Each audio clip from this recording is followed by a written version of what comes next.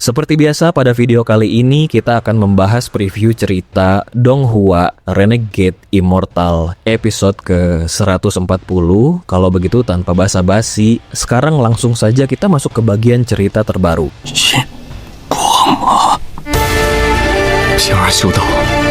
Meski sebagian besar permukaan planet Ranyun tertutup oleh hamparan air yang maha luas, daratan dan pegunungan tinggi masih tegak berdiri menantang langit. Meskipun bencana hebat pada tahun lalu telah menyebabkan energi spiritual di planet ini menjadi jauh lebih tipis, kondisinya tetap terasa sedikit lebih baik jika dibandingkan dengan planet Suzaku yang gersang. Di antara pegunungan yang menjulang itulah, sosok seorang ayah dan anak laki-laki selalu terlihat bergerak pelan namun pasti. Mereka mendaki satu persatu gunung terkenal, berdiri tegak di puncak dunia, seolah-olah sedang menyentuh cakrawala. Dari ketinggian itu mereka menjadi saksi bisu atas perubahan bumi dan gulungan awan yang tumpang tindih. Dari puncak, bumi seolah menyusut, seakan-akan mereka mampu melihat ujung dunia hanya dengan sekali pandang. Angin kencang bertiup di telinga Wang Ping saat ia berdiri di puncak, menatap luasnya dunia di bawahnya. Pada saat-saat itulah, jiwanya seolah mengalami evolusi yang tenang namun nyata. Selanjutnya, seiring mereka mendaki gunung demi gunung, tubuh Wang Ping yang semula lemah secara bertahap mulai mendapatkan kekuatan dan ketahanan. Di matanya, segala sesuatu tentang ayahnya tampak luar biasa. Baik itu kedamaian yang mereka jalani selama 19 tahun di desa, maupun tantangan fisik yang mereka hadapi sekarang melawan kerasnya alam. Pikiran Wang Ping berkembang dengan kecepatan yang mengagumkan. Ia seolah telah melupakan segala beban yang ada di dunia, meski satu-satunya pendampingnya hanyalah sang ayah. Pegunungan, air, langit, dan negeri ini seakan bisa merasakan kehadirannya dan ikut bergerak bersamanya. Tidak ada lagi rasa kesepian yang menghantui, yang ada hanyalah kebebasan jiwa yang mutlak.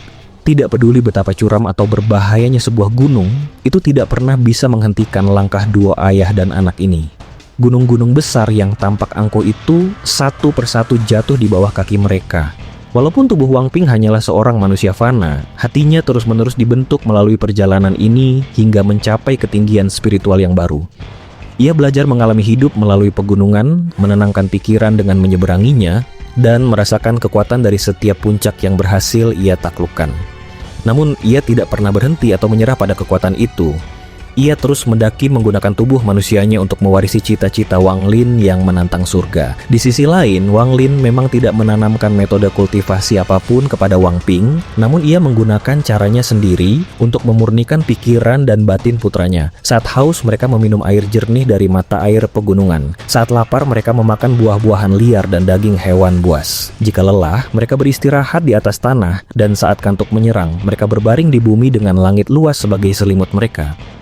3 tahun berlalu dalam sekejap. Selama kurun waktu ini, rasa hormat Wang Ping terhadap ayahnya tumbuh semakin kuat dan berakar. Di matanya, sang ayah adalah sosok yang paling menakjubkan di jagat raya. Setelah menaklukkan daratan, perjalanan mereka berlanjut ke sungai-sungai megah. Bayangan pasangan ayah dan anak ini muncul di seberang sungai di mana-mana, memandangi aliran air yang bergemuruh dahsyat, seolah sedang menantang kehendak surga. Sebuah perahu soliter yang mereka tumpangi menahan pandangan Wang Ping, membuatnya perlahan mengembangkan kedalaman berpikir. Saat menyeberangi sungai, ia terus maju menantang ombak yang mengamuk. Wang Lin dan Wang Ping meninggalkan jejak mereka di sepanjang sungai besar yang mengelilingi planet Ranyun. Tawa bahagia semakin sering keluar dari mulut Wang Ping yang kemudian disambut oleh tawa hangat dari Wang Lin. Tawa seperti ini adalah sesuatu yang sangat langka bagi Wang Lin. Namun ia seolah tertular oleh kebahagiaan putranya. Ayah, aku akan menghabiskan hidupku menemanimu. Bahkan dalam kematian, jika ada reinkarnasi, meskipun kita bukan lagi ayah dan anak, aku tidak akan pernah melupakanmu. Di tengah aliran sungai, suara Wang Ping terdengar sangat tegas dan penuh pengabdian. Perahu itu terus menyusuri sungai hingga akhirnya menuju lautan. Perjalanan darat telah berakhir, namun perjalanan di atas samudra baru saja dimulai. Saat kapal berlayar membelah angin laut, dunia batin Wang Ping berkembang tanpa batas. Ia melihat pulau-pulau lewat, menyaksikan sambaran petir surgawi di permukaan air, hingga melihat ikan paus raksasa seukuran desa, dan fenomena fata morgana yang mistis. Lautan yang luas terasa seperti ayahnya bagi Wang Ping, membentang selamanya tanpa ujung. Setelah menyatu dengan ketidakterbatasan laut, keganasan gunung, dan sungai yang tak berujung, ia akhirnya bisa merasakan kekuatan sejati dari dunia. Ketika mereka kembali ke daratan 5 tahun kemudian, Wang Ping telah terlahir kembali. Meskipun masih seorang manusia, jiwanya kini telah mengakomodasi seluruh alam semesta. Gunung terakhir yang mereka lintasi adalah Gunung Quilian di dekat desa Bulan Jatuh. Pada usia 27 tahun, sifat kekanak-kanakan telah sepenuhnya lenyap dari wajah Wang Ping, digantikan oleh mata yang penuh dengan tekad. Tanda-tanda sifat iblis akibat kebencian yang terbawa sejak lahir telah memudar, digantikan oleh ketampanan mutlak dengan senyuman secerah matahari. Wang Lin tersenyum melihat perubahan ini. Perjalanan 8 tahun tersebut adalah metode yang ia rancang untuk memurnikan jiwa Wang Ping dari kebencian yang terintegrasi di dalamnya, sesuatu yang hanya bisa dihapus melalui siklus pengalaman yang mendalam, bukan sekadar mantra. Di bawah puncak Kuilian, Wang Lin bertanya apakah Wang Ping ingin mengunjungi desa mereka yang dulu, namun Wang Ping menggeleng dan memilih untuk terus mendaki. Sambil tertawa, Wang Ping teringat mitos masa kecilnya bahwa awan di puncak Kuilian bisa menyembuhkan penyakit. Mereka pun mencapai puncak gunung yang tinggi itu, berdiri di atas awan yang melayang. Namun suasana tenang itu berubah saat awan menggelap dan guntur mulai menggelegar. Hujan deras turun membasahi bumi, membuat debu-debu yang ingin terbang tinggi ke surga jatuh kembali ke tanah. Wang Lin merenung betapa debu-debu itu seperti para kultivator yang ingin mencapai langit, namun seringkali dihancurkan oleh hujan takdir. Setelah badai berlalu, sebuah pelangi indah muncul, namun keheningan itu terusik oleh suara siulan pedang terbang. Seorang pria parubaya dengan aura surgawi melintas di atas pedang hijau, mengejutkan hati Wang Ping. "Ayah, apakah itu yang abadi?" tanya Wang Ping bergumam. Wang Lin menghela napas dan membenarkan. Peristiwa itu membuat Wang Ping terdiam lama sebelum akhirnya ia bertanya dengan mata yang sangat cerah, "Ayah, bisakah aku benar-benar tidak berkultivasi?" Wang Lin hanya menatap pelangi yang perlahan menghilang dengan kesedihan yang tersembunyi jauh di matanya, lalu ia menggelengkan kepala tanpa berkata-kata. Setelah meninggalkan puncak, Wang Ping menjadi sangat pendiam.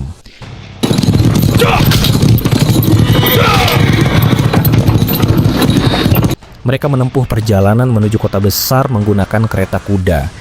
Di dalam gerbong yang sunyi, Wang Lin menatap keluar jendela dengan tatapan yang dipenuhi kepahitan dan kesedihan yang tak terucapkan. Akhirnya, Wang Ping menunduk dan berbisik untuk kedua kalinya dalam hidupnya, "Ayah, aku ingin berkultivasi." Wang Lin tidak menoleh.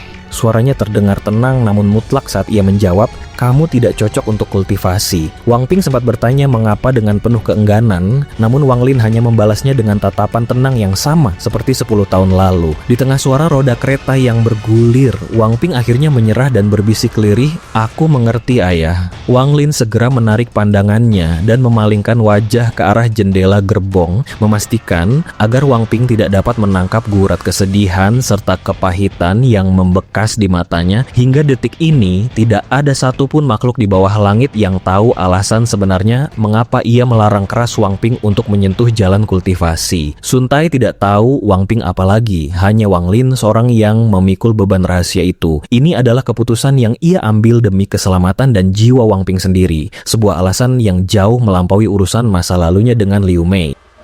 Di dalam gerbong yang terus melaju, Wang Ping tidak mampu mendengar desahan berat yang tertahan di tenggorokan ayahnya. Keheningan di antara mereka berdua pun terasa semakin mencekam dan menyesakkan, seolah-olah ada dinding transparan yang memisahkan dunia mereka. Namun, setelah cukup lama terdiam menatap hutan belantara yang luas di luar, Wang Ping akhirnya menoleh.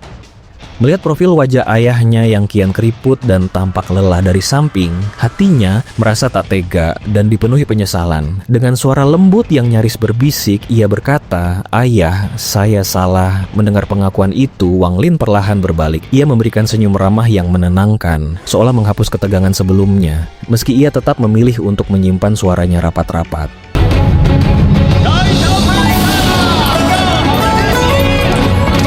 短短数十载，不如在这京城里逍遥快活。Perjalanan panjang mereka akhirnya membawa mereka ke kota air luas, sebuah ibu kota yang megah dan menjadi pusat kemakmuran di salah satu dari 3 kerajaan besar planet Ranyun. Kota ini terletak di tepian sungai besar, membuatnya menjadi pusat perdagangan yang sangat hidup dan hingar-bingar. Begitu kaki mereka menginjak tanah kota, Wang Ping tampak terpukau oleh keramaian manusia dan bangunan-bangunan megah yang belum pernah ia temui selama pengembaraannya di gunung. Seolah semua rasa tidak enak di hatinya sirna digantikan rasa ingin tahu yang besar. Di sisi lain, Wang Lin langsung melangkah menuju bagian timur kota dan memasuki Jingye Xuan, sebuah restoran mewah yang terkenal di kalangan kaum bangsawan. Pelayan restoran segera menyambut mereka dengan senyum lebar dan mengantar ayah dan anak itu menuju meja terbaik di dekat jendela. Begitu mereka duduk, ketampanan Wang Ping yang luar biasa langsung menjadi magnet bagi pandangan para wanita di dalam restoran tersebut. Wang Ping sendiri sudah terbiasa dengan perhatian semacam itu sejak masa kecilnya di desa, sehingga ia tetap bersikap tenang. Wang Lin tidak langsung menyentuh makanan, melainkan menuangkan anggur dan meminumnya dalam diam yang tenang. Sementara itu, Wang Ping mulai mencicipi hidangan yang tersaji dengan perlahan. Di sela-sela makan, Wang Lin memberitahu putranya bahwa mereka akan menetap di kota ini dan segera mencari rumah tinggal yang tetap. Wang Ping tersenyum cerah, merasa bahwa memasuki keramaian kota setelah sekian lama berada di alam liar memberikan kesegaran tersendiri bagi jiwanya. Namun, momen kedamaian itu terusik oleh suara tawa mengejek dari meja di sebelah mereka. Meja itu ditempati oleh 3 orang yang tampak tidak biasa, seorang lelaki tua berpakaian sutra mewah dengan aura bermartabat, seorang pemuda tampan berjubah ungu dengan sulaman garis emas yang sangat mahal, serta seorang wanita muda berambut hitam bernama King Yi yang memberikan kesan menyegarkan. Si pemuda berbaju ungu tertawa sinis sambil melirik ke arah King Yi mengejek ucapan Wang Ping. Dengan nada merendahkan yang sengaja dikeraskan, ia menghina Wang Ping sebagai bocah bodoh yang berpura-pura bijak seolah sudah bosan melihat gunung dan sungai. Mendengar provokasi itu, Wang Ping hanya mengernyitkan dahi tanpa membalas. Di sisi lain, Wang Lin tetap tenang menyesap anggurnya meski tatapannya sempat menyapu sekilas ke arah meja tetangga tersebut. Pemuda ungu itu justru semakin menjadi-jadi karena merasa kesal melihat King Yi sempat menatap Wang Ping saat masuk tadi. Ia mulai melontarkan penghinaan yang lebih kasar. Ia mengatakan bahwa ketampanan Wang Ping lebih cocok dimiliki seorang wanita, dan jikapun laki-laki, ia hanya pantas menjadi pelacur di rumah bordil. Penghinaan yang berulang kali ini akhirnya membuat Wang Ping meletakkan sumpitnya. Ia menoleh dan membalas dengan tajam, menyindir bahwa wajah pemuda itu sebenarnya cukup bagus, sayang sekali harus lahir dari rahim seorang bajingan. Amarah pemuda ungu itu meledak seketika, tetapi sebelum ia sempat bergerak, lelaki tua di sampingnya sudah lebih dulu bertindak. Sambil membentak tentang kurangnya sopan santun, lelaki tua itu melemparkan sepasang sumpit dengan kekuatan penuh yang melesat bak sambaran petir ke arah bahu Wang Ping. Serangan itu sangat kejam. Jika mengenai sasaran, tulang bahu Wang Ping dipastikan akan hancur dan tangannya akan cacat selamanya. King Yi tersentak kaget dan bangkit berdiri untuk mencoba menghentikan sumpit itu, namun gerakannya kalah cepat. Ajaibnya, tepat saat sumpit itu hampir mengenai tubuh Wang Ping, benda itu mendadak kehilangan seluruh energinya dan jatuh terkulai tak berdaya ke lantai. Wang Lin meletakkan cangkir anggurnya dengan gerakan perlahan, lalu ia mengangkat kepalanya untuk menatap langsung ke mata lelaki tua itu. Selanjutnya, hanya dengan satu lirikan maut, dunia lelaki tua itu seolah hancur berkeping-keping. Tatapan Wang Lin bukanlah sekadar pandangan, melainkan serangan jiwa yang sangat kuat yang meledak di benak si lelaki tua. Tatapan itu menembus pikiran, menghancurkan pertahanan batin, dan mulai meretakkan inti emas di dalam tubuhnya. Lelaki tua itu, yang sebenarnya adalah seorang pembudidaya tahap formasi inti, langsung menegang hebat.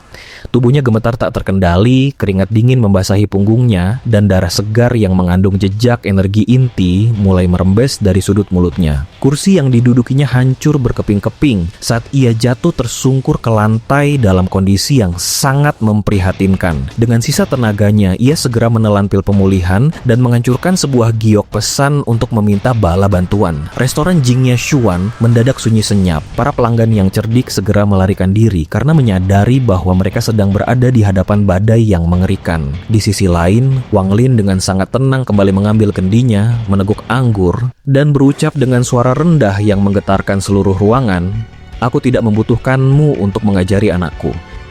Lelaki tua itu kini hanya bisa mematung dalam diam yang menyiksa. Ia tidak berani membuka mulutnya barang sepatah kata pun, sebab ia tahu persis bahwa energi inti di dalam tubuhnya telah bergejolak hebat dan mulai merembes keluar. Jika ia nekat bicara, energi inti itu akan segera menyebar ke udara, yang jika tidak merenggut nyawanya, akan menghancurkan tingkat kultivasinya hingga jatuh ke titik terendah.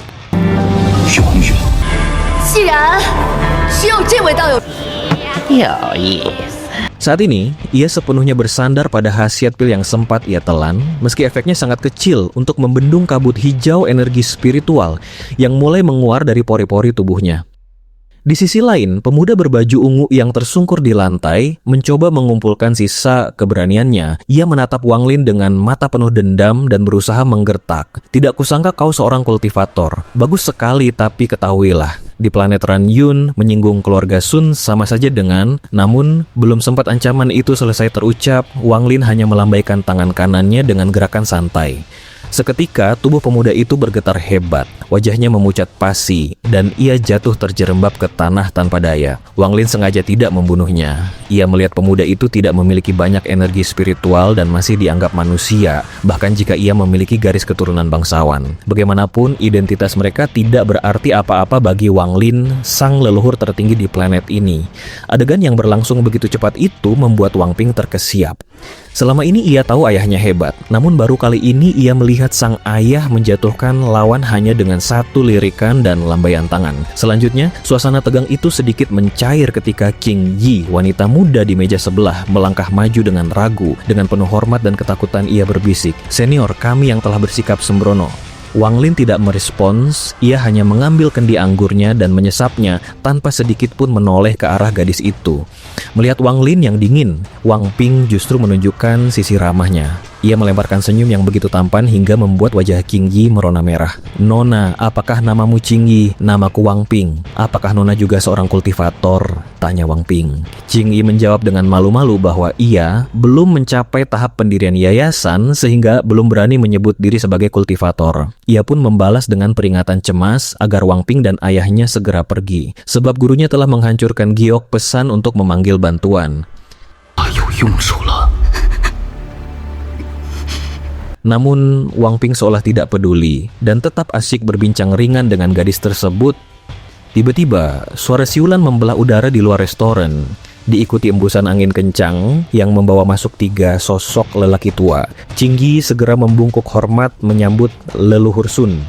Salah satu dari mereka berambut putih dengan mata yang memancarkan kilatan listrik, memberikan tekanan aura yang sangat berat. Sang leluhur Sun menyapu pandangan ke arah pembudidaya formasi inti yang sekarat di lantai, lalu beralih menatap Wang Lin dan Wang Ping. Awalnya ia mengira Wang Lin hanyalah manusia biasa, namun ketika melihat Wang Ping, matanya menyempit karena terkejut. Ia menyadari bahwa meski tubuh pemuda itu fana, jiwanya mengandung kekuatan dunia yang luar biasa, sesuatu yang bahkan jarang dimiliki para kultivator jenius. Di sisi lain, pembudidaya yang terluka di lantai segera meratap memohon pertolongan.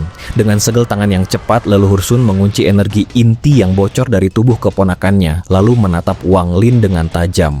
"Metodemu sangat kejam. Apa kau pikir keluarga Sunku akan tinggal diam?" Wang Lin sama sekali tidak terintimidasi. Ia meletakkan kendinya dan berdiri dengan tenang. "Ping Er, ayo pergi," ucapnya singkat. Namun saat ketiga lelaki tua itu melangkah maju untuk menghalangi jalan keluar, Wang Lin mengambil satu langkah sederhana ke depan. Langkah itu tidak menimbulkan dentuman di lantai, melainkan ledakan suara gemuruh di dalam pikiran ketiga lelaki tua tersebut. 2 orang di antaranya yang berada pada tahap jiwa baru. Lahir segera mundur beberapa langkah dengan wajah pucat, merasa seolah jiwa mereka baru saja dihantam kekuatan langit.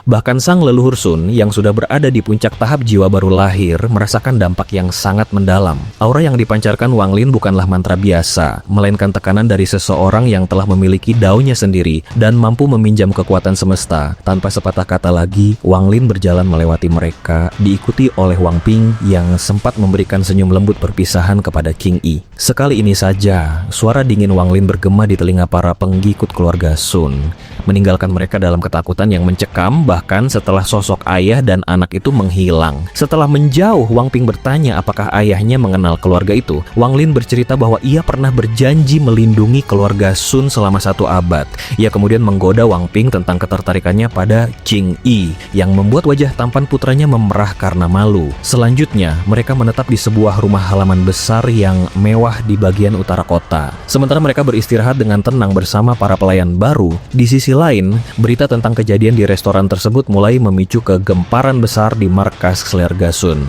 Sejak menghilangnya leluhur keluarga Ran dan carefree Shan Ren, konstelasi kekuatan di planet Ran Yun telah berubah drastis. Keluarga Sun berkat keberadaan Sun Shi berhasil mengambil alih posisi keluarga Ran dan tumbuh menjadi eksistensi nomor satu yang tak tertandingi. Namun, kekuasaan yang absolut selama 20 tahun ini telah memupuk benih-benih kesombongan yang luar biasa di dalam diri setiap anggota keluarga Sun. Di aula utama kediaman cabang keluarga Sun di kota air luas, suasana terasa sangat mencekam. 3 tetua formasi jiwa duduk dengan angkuh di kursi utama, sementara di hadapan mereka berdiri semua orang yang terlibat dalam insiden memalukan di restoran Jingya Xuan. Ching Yi, yang baru pertama kali menghadapi situasi seformal dan sekeras ini, berdiri dengan kepala tertunduk dalam-dalam, tubuhnya gemetar karena gugup. Di sisi lain, tuanya yang merupakan pembudidaya formasi inti, berdiri dengan wajah sepucat kertas. Akibat tatapan Maut Wanglin, inti emasnya retak dan tingkat kultivasinya merosot tajam menjadi tahap akhir pendirian yayasan. Salah satu tetua berwajah merah memecah keheningan dengan suara rendah, namun mengintimidasi, mempertanyakan apakah orang asing itu benar-benar berani berucap sekali ini saja. Tetua berjubah hijau menyimpulkan dengan geram bahwa orang tersebut kemungkinan besar adalah kultivator tahap transformasi jiwa yang berniat memprovokasi keluarga mereka. Namun tetua ketiga tetap tenang. Ia merasa keluarga Sun tidak perlu takut karena mereka masih memiliki leluhur agung dan sosok senior misterius yang menjamin perlindungan mereka selama 1 abad. Ketika interogasi beralih pada identitas Wang Lin, Ching Yi memilih untuk berbohong demi melindungi Wang Ping. Meski tetua berwajah merah langsung menyadarinya. Akibatnya, Ching Yi diusir dari keluarga Sun, sementara keluarga pusat segera mengirimkan bantuan untuk menghadapi Wang Lin. Selanjutnya, di bagian utara kota air luas, suasana jauh lebih tenang. Sebuah papan nama baru telah terpasang di sebuah gerbang rumah besar, menampilkan 2 karakter yang ditulis sendiri oleh Wang Lin dengan guratan yang bertenaga, Wang Mansion. Wang Lin tidak mengganti para pelayan lama agar rumah yang luas itu tidak terasa terlalu sepi. Malam itu, di bawah siraman cahaya bulan yang lembut, Wang Lin dan Wang Ping duduk berseberangan di ruang belajar belakang. Wang Lin menatap putranya dan berkata dengan tenang, "Ping setelah 19 tahun kehidupan biasa dan 8 tahun pengembaraan, kini aku akan memberimu 30 tahun kekayaan. Hidup ini penuh suka dan duka. Kau harus merasakan semuanya. Karena menjadi kaya atau miskin pada hakikatnya adalah sama." Wang Ping terdiam lama sebelum akhirnya tersenyum tipis dengan mata yang bersinar. "Ayah, apakah ini kompensasi karena tidak mengizinkanku berkultivasi?" tanya Wang Ping. Wang Lin mengiyakan. Namun saat pandangannya beralih menatap kejauhan di luar jendela, tersembunyi sebuah kesedihan yang amat sangat kuat di matanya. Ia meratap dalam hati, meratapi rahasia bahwa Wang Ping sebenarnya memang tidak bisa berkultivasi, sebuah kebenaran yang tak boleh ia ungkapkan, meski ia tahu Wang Ping mulai memendam sedikit kebencian padanya karena keputusan ini. Wang Ping kemudian mengungkapkan ambisinya, terinspirasi dari ajaran ayahnya tentang mendaki gunung dan menyeberangi samudera. Tanpa pernah menyerah pada dunia, ia menyatakan ingin menjadi penguasa tertinggi di dunia manusia. "Jika kamu mau, kamu bisa," ucap Wang Lin. Wang Ping menegaskan bahwa ia ingin meraih kekuasaan itu dengan usahanya sendiri, bukan sekadar pemberian. Sebagai bentuk dukungan, Wang Lin melambaikan tangan, mengirimkan sebuah bayangan pelindung yang kuat ke dalam bayangan Wang Ping. Saat Wang Lin melangkah pergi dengan punggung yang tampak kecewa, Wang Ping hanya bisa membatin pilu, bertanya-tanya mengapa ayahnya begitu kesepian, namun tetap melarangnya berkultivasi untuk menemani sang ayah selamanya. Di sisi lain, di dalam kesunyian kamarnya, Wang Lin bergumam melirih bahwa ia berharap Wang Ping tidak akan pernah tahu alasan sebenarnya di balik semua ini. Malam itu, ayah dan anak tersebut sama-sama tidak bisa memejamkan mata. 3 hari kemudian, ketenangan kota air luas terusik oleh kedatangan seorang pria tua berpakaian hitam. Ia adalah Sun Qiming, wakil kepala keluarga Sun yang kini berada di tahap akhir transformasi jiwa. Kehadirannya disambut dengan sujud hormat oleh seluruh anggota cabang keluarga Sun. Sun Qiming tidak berbasa-basi dan langsung menanyakan keberadaan orang yang dimaksud. Sebagai ahli tingkat tinggi, ia tahu benar bahwa menghancurkan inti dengan satu tatapan adalah kehebatan luar biasa. Tetapi memaksa 3 pembudidaya jiwa baru lahir mundur tanpa mantra sama sekali hanya bisa dilakukan oleh monster tua di tahap ascendan. Ia datang dengan kewaspadaan penuh, menyadari bahwa lawan kali ini mungkin jauh lebih berbahaya dari yang dibayangkan. Keluarga Sun memiliki akar yang sangat dalam di kota air luas, sehingga tidak butuh waktu lama bagi mereka untuk melacak keberadaan Wang Lin dan putranya. Saat ini, seorang pemandu dengan langkah tergesa-gesa membawa Sun Qiming menuju lokasi tersebut. Di tengah perjalanan, tetua berbaju hijau mencoba memprovokasi suasana dengan berkata bahwa orang asing itu terlalu sombong karena berani mengancam keluarga Sun. Namun, Sun Qiming justru mengerutkan kening dan membentaknya dengan keras agar diam. Ia menyadari sepenuhnya bahwa keluarga Sun telah bertindak tidak tahu berterima kasih terhadap sosok yang sebenarnya sudah bersikap lunak. Sun Qiming memperingatkan rombongannya bahwa kejayaan keluarga Sun saat ini diperoleh dengan harga yang sangat mahal dan kesombongan mereka hanya akan mengundang musuh besar. Di sisi lain, Yun Wufeng, pemuda dari keluarga Yun yang tidak memiliki basis kultivasi namun merasa aman di balik nama besar keluarganya di sistem bintang All Heaven, justru merasa tidak senang. Sun Qiming menatapnya dengan dingin dan memperingatkan bahwa masalah ini tidak akan selesai dengan mudah hanya karena statusnya. Setibanya di depan kediaman yang kini bernama Wang Mansion, Sun Qiming merasa ragu. Ia sempat memindai tempat itu dengan akal ilahi namun tidak menemukan sesuatu yang luar biasa. Ia pun melangkah maju dan menyapa dengan energi spiritual yang kuat. Tak lama kemudian, seorang pelayan kecil keluar dan dengan lantang mengusir mereka atas perintah tuannya. Merasa dihina, tetua berwajah merah langsung menyerbu masuk tanpa memedulikan larangan tersebut. Tetapi, begitu kaki kanannya mendarat di dalam gerbang, wajahnya memucat pasi. Ia memuntahkan darah segar dan terhuyung mundur karena tekanan kekuatan tak kasat mata. Sun Qiming gemetar hebat saat menyadari bahwa ia baru saja merasakan aura seorang kultivator ascendant yang sangat ia kenal. Dengan penuh hormat, ia meminta maaf dan segera membawa seluruh pengikutnya menghilang dari sana. Kembali ke aula utama keluarga Sun, Sun Qiming mengeluarkan perintah mutlak. Siapapun yang mendekati rumah itu dalam jarak 1000 kaki akan dihancurkan kultivasinya dan diusir. Ia mengungkapkan bahwa sosok di dalam rumah itu adalah alasan mengapa keluarga Sun memiliki posisi seperti sekarang. Selanjutnya, Yun Wufeng yang diliputi penyesalan di dalam kamarnya tersadar bahwa sosok tersebut adalah Shumu, pria legendaris yang telah menyapu keluarga Huan dan membuat keluarga-keluarga besar lainnya ketakutan. Saat ia sedang meluapkan kekesalannya pada Qing Yi yang sedang dalam kondisi tersegel, tiba-tiba pandangannya menjadi hitam dan ia jatuh pingsan karena kehadiran Wang Lin yang muncul dari bayang-bayang. Wang Lin duduk dengan tenang sembari memegang botol anggur. Ia memberikan tawaran kepada Qing Yi menghabiskan seumur hidup bersama Wang Ping dengan imbalan pencapaian tahap jiwa baru lahir. Qing Yi yang hatinya sudah terpikat oleh Wang Ping mengangguk setuju dengan wajah merona merah. 3 hari kemudian, Wang Ping resmi pergi meninggalkan kota air luas untuk mengejar cita-cita dan kegembiraan hidupnya, didampingi oleh Qing Yi. Di sisi lain, Wang Lin kini benar-benar tinggal sendirian. Pada malam keberangkatan putranya, ia minum hingga mabuk berat. Sebuah kejadian langka bagi seorang kultivator agung sepertinya selama 800 tahun terakhir. Tanpa mantra apapun, ia membiarkan dirinya terlihat menua seiring berjalannya waktu.